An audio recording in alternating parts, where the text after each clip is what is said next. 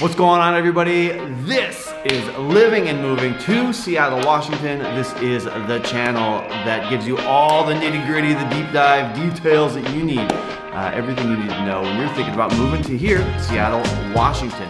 What's going on, everybody? My name is Justin Gazaba, and I'm a local real estate broker right here in this greater Seattle metro. Put together this channel to get you the news, details, and information that you're looking for. And in this video, we're going to talk about the top 10 most walkable neighborhoods right here in Seattle. Seattle proper, the city of Seattle, the isthmus that is between water and land with a handful of bridges that we got, Seattle, Washington. So we're going to go through this list, and I want to break it down real clean and real easy for you to follow along. And we're going to start, even though these are all the top 10 most walkable cities, or excuse me, neighborhoods, we're going to go through kind of, as we go through the list, the neighborhoods get better and better. And so I'm just going to break it down super quick for you. So if you're thinking about making a move to this area, absolutely reach out to us, shoot us a call, give us a text. But I hope that this list gives you an idea. I met a guy the other day that moved out here from Hawaii, and he moved to Green Lake, and he doesn't have a car. So Seattle is doable without a car, but it's so much better. There's a ton of reasons to own a car here, but these are going to give you an idea of the best neighborhoods to move to. Ironically enough, Green Lake is not going to be on the list, even though it probably could be. I don't know. It's not in the top 10 though. So let's hit it off. We're going to start with the International District. Some people call it Chinatown, but we primarily call it the ID, the International District. It is kind of, I don't know, east of downtown. You've got light rail, you've got the Seattle Sounder, the heavy rail right there. So it's really close and easy to get to the stadiums, but technically it's not in downtown. It's its own little neighborhood. It has been time and again one of the most affordable and walkable neighborhoods in Seattle. They have great festivals down there. It's easy to get in and around, and you know, I've known some people who say that they live in Capitol Hill, but you know, they're further south. They're not even in First Hill, they're in the International District. But that just shows you how easy it is to go from the ID into Capitol Hill, to go out at night, restaurants, bars, and breweries, that sort of thing. But the International District, it is a international district, so there are a lot of different restaurants and choices to go from down there. So something to think about. You're moving to the area. A couple of things, like I just said, has a lot going for it. You know, the proximity to downtown, proximity to transit. It's one of the easiest transit neighborhoods to get in and out of and around in, and it traditionally has some of the best values in the city. There are some things that you have to think about if you're going to live in that area, and that is, you know, it is close to downtown, it's close to transit. We do see some more activity with homelessness and crime and that sort of thing. So something to balance. But I've known people that live there and absolutely loved it. So that's number 10 on the list. Number 9 on the list, super close to the International District, is gonna be downtown Seattle. Now, when you look at a map, downtown Seattle is a little interesting, right? Because you have Pioneer Square, you have the Pioneer Square, that neighborhood. You have South Downtown, SoDo, right? That's where the stadiums are. Then you move into Pioneer Square. Then you've got downtown. Then you've got Belltown. And as I go across this way, I'm actually going north to south as it works. So downtown Seattle, a lot of office buildings, a lot of businesses, a lot of restaurants that are open to serve those areas, a lot of banking institutions. But downtown Seattle is one of the most walkable places, a lot of apartment buildings and condos, right? So if you're living in those areas, if you're in some of those old steel and glass condominium buildings, chances are you may have a parking spot associated with that, especially in some of those older buildings. But if not, you might not get a parking space, which is one of the reasons a lot of people live down there. They don't have a car, they rent cars, they rent the Zip car or hire an Uber or a taxi. It makes it easier to get around town if you need that sort of thing. But again, downtown Seattle, pretty good transit. chances are if you live in downtown, you might actually work in downtown. It gives you that real kind of urban city feel. And just like the International District, when we talk about Seattle, Seattle has an ongoing issue with homelessness. And so we've been seeing that time and again here over the last few years, that increasing, so you will notice some of those things down there. And that's really one of the major drawbacks, right, of living in downtown. Benefits are you've got great parks, museums, and restaurants, world-class restaurants, and access to those just footsteps away, right? So that's number 9. And like I was telling you, I was moving it, but we're going from the International District, we've moved into downtown. Now we're gonna go a little bit further north. Number 8 is gonna be Belltown. Now, Belltown is a little bit newer of a addition to the downtown district of Seattle, right? You're a little bit further north. The buildings are newer. It has its own kind of more updated, more contemporary design, vibe, and appeal in that area, but a lot of the same benefits of downtown or International District with easy transit, easy living. You can live there without a car, no problem. Get on transit, north to south, super, super easy. And so if you're thinking about living downtown, you're thinking about moving to the area, a lot of folks know one of the other neighborhoods on the list, a little further down the list, South Lake Union. But Belltown really gives you a more urban feel, where South Lake Union starts to feel more like a big town versus a big city. If you like that big city feel, you're really going to feel more at home in Belltown or downtown Seattle.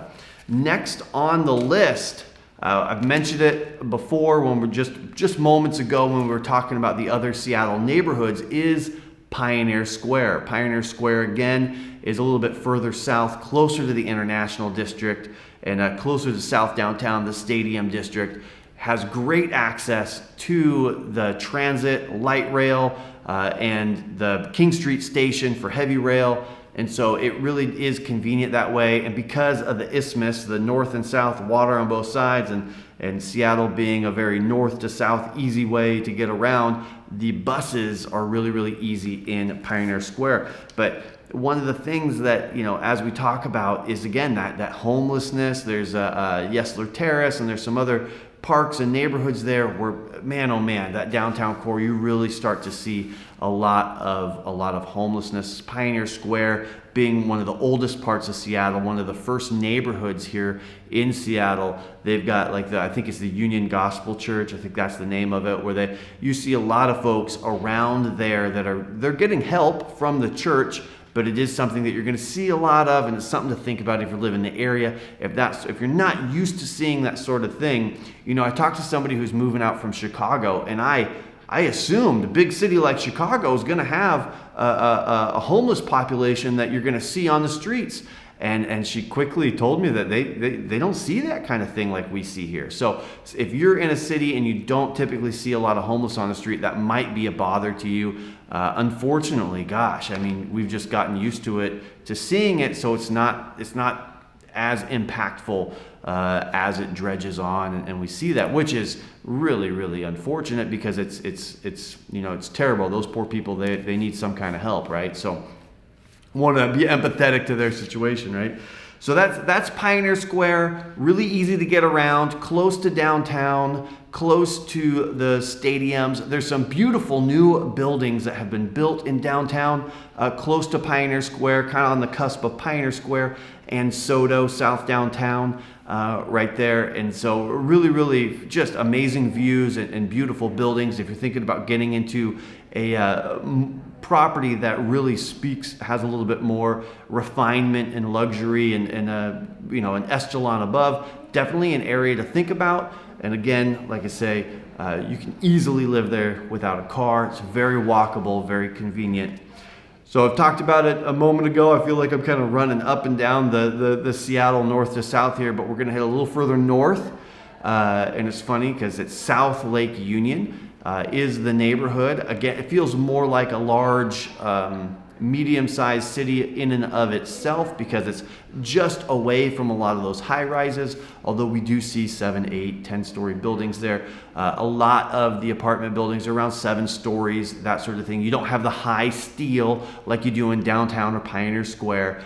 So it does have it does feel a little bit smaller. South Lake Union has Lake Union right there, the park, the Mohai, the Wooden Boat Museum, and feels a lot smaller than Belltown, which feels very, very urban, like a real city.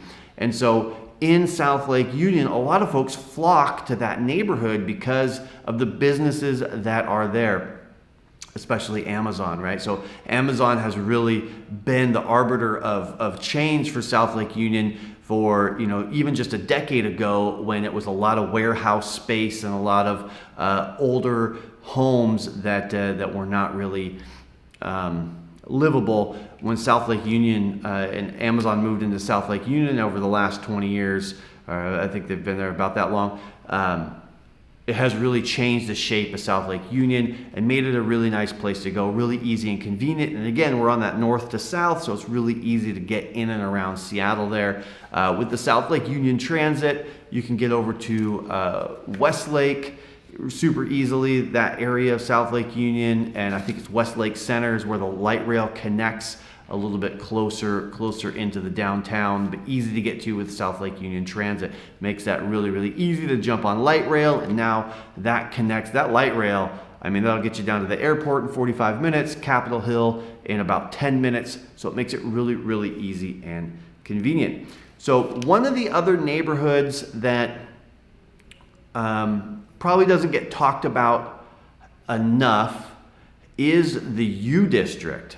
And I think that's because the University of Washington has primarily made the U District a college neighborhood full of rentals and professors. You get just north of the U District into Ravenna, and you start to see some really nice houses. You go a little bit further east and you get into Laurelhurst and you find some more stately homes. But the U District in and of itself as a walkable neighborhood that you can get out, and they have this huge outdoor mall there with lots of shops and restaurants and local shops. It really makes it easy and convenient to live there. It's always been easy and convenient for students, but now we are starting to see some more townhomes come into that area, and there's been a couple of apartments that are coming up right around the U District, right around the mall there, and we'll see, is it gonna draw families? Are people gonna move there for that ease and convenience that these college students have been benefiting from? If you know anybody that's gone to the University of Washington, to UW, they just rant and rave about what that lifestyle and living in that part of Seattle has been like. So we're going to start to see with these upscale apartment buildings that should be getting released here. I think 2023 is one of those buildings open up.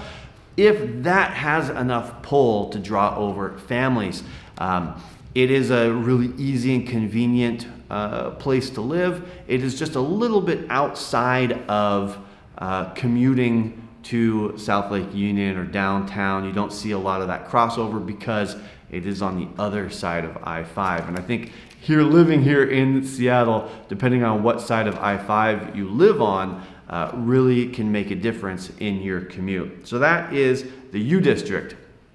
Now, way back at number 10, we talked about the International District and how I have known people who have said that they lived in Capitol Hill when realistically they actually just lived pretty far north in the International District. But that brings us to our number 3 neighborhood, which is one of the most known neighborhoods here in Seattle. It is Capitol Hill.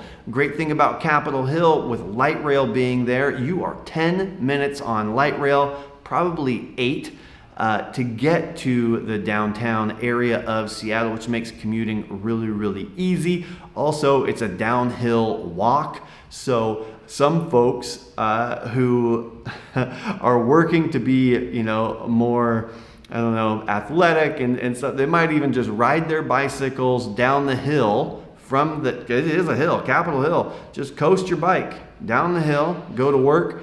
and then put it on the bus and take it home, or put it on light rail and take it home. You don't even have to ride up that hill. So really convenient and really easy. The 3 weeks to 3 months, depending on how you look at it when we have sunshine. If you're a fair weather, outside person, it makes it really convenient and easy. But Capitol Hill is one of those neighborhoods that everybody in Seattle knows. It's where, there's record stores there still. There's bars and there's restaurants, and the apartments have this vintage appeal and design, and it's really, really a fun neighborhood. And with light rail and buses, it is just really convenient. So if you don't own a car, that's where a lot of folks go first, and that's one of the reasons it's number 3 on our list. Number 2 on the list is gonna be Lower Queen Anne. So on the map, when you're looking at Google and you're like, Lower Queen Anne, what's that? On the map, it's gonna say Uptown on the map. But everybody here, we call it Lower Queen Anne. And I've talked about Lower Queen Anne a few times being one of the hidden gems of Seattle. It is well connected, it's well established, it's a beautiful neighborhood, has some really great bars and restaurants, easy shopping, and very, very convenient, with a few new buildings in the area, and condos and townhomes being built nearby. And it's really, really one of those neighborhoods that if you don't decide to live there, you should at least go visit and check it out, but you should.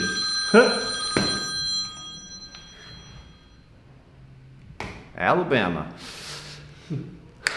I don't know, maybe leave that in. So Lower Queen Anne is one of those neighborhoods that's really convenient, really easy to walk around. You definitely don't need a car. It has great access to downtown again, especially if you're working in that corridor from South Lake Union, Belltown, on your way into downtown. If you're working in any of those areas, it makes it really, really easy to do that.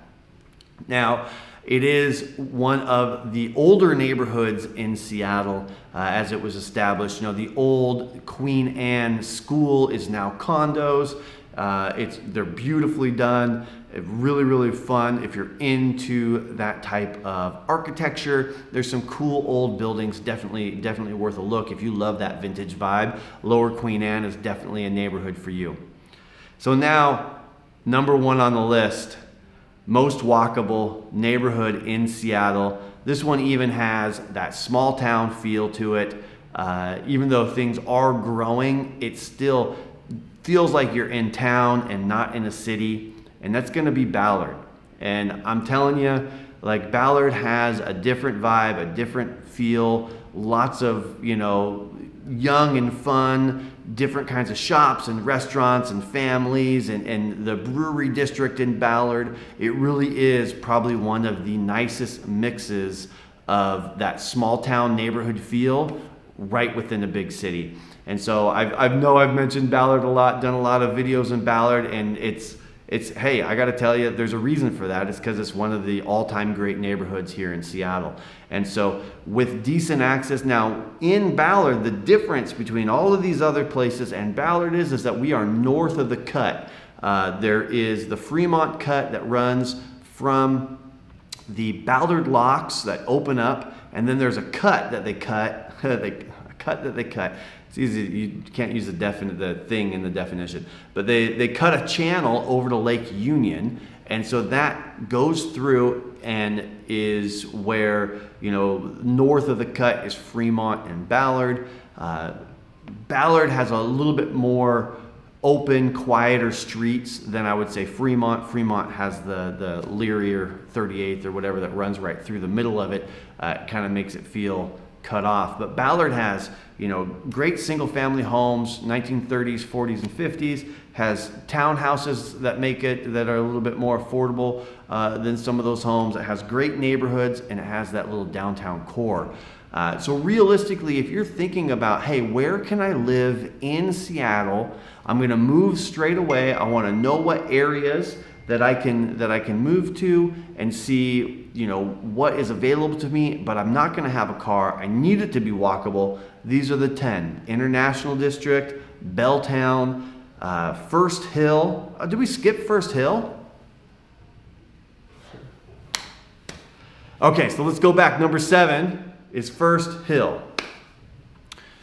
So number 7, First Hill, is south of Capitol Hill, but north of the International District. First Hill, Cherry Hill, that area, the Swedish hospital is over there.